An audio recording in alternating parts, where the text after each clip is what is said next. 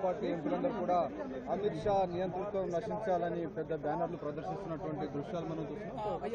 ఈ ధర్నాలో కాంగ్రెస్ పార్టీ ఎంపీలు, ప్రియాంక గాంధీ అందరూ కూడా ఎంపీలు ఉన్నారు. ప్రధానంగా విద్యార్థుల పార్లమెంటు ముట్టడి సందర్భంగా చాలా మంది విద్యార్థుల పైన లాఠీ చార్జ్ జరపడం, బాష్పవాయు ప్రయోగించడం, పెల్లెట్ గన్స్ ఉపయోగించడాన్ని నిరసిస్తూ పెద్ద ఎత్తున కాంగ్రెస్ పార్టీ ఎంపీలు బయట కాంగ్రెస్ పార్టీ ఎంపీలందరూ కూడా పార్లమెంటు బయట నిరసన వ్యక్తం చేస్తున్నారు. కాంగ్రెస్ ఇస్తిఫాదు అనేటువంటి నినాదాలు చేస్తున్నటువంటి విషయాలు డెఫినెట్ గా ఈ విద్యార్థులపై పెట్టినటువంటి కేసులు కానీ, అలాగే అర్ధరాత్రి విద్యార్థులను అరెస్ట్ చేస్తూ మరొకవైపు కేసులను ఉపసంహరిస్తామని వాగ్దానం చేసినటువంటి ప్రభుత్వం ఆ వాగ్దానాన్ని మర్చిపోయి మళ్లీ కేసులు పెడుతుందని కాంగ్రెస్ పార్టీ ఆరోపిస్తుంది. ఈ అంశంపైన ఇప్పటికే కాంగ్రెస్ పార్టీ ప్రతిపక్ష నేత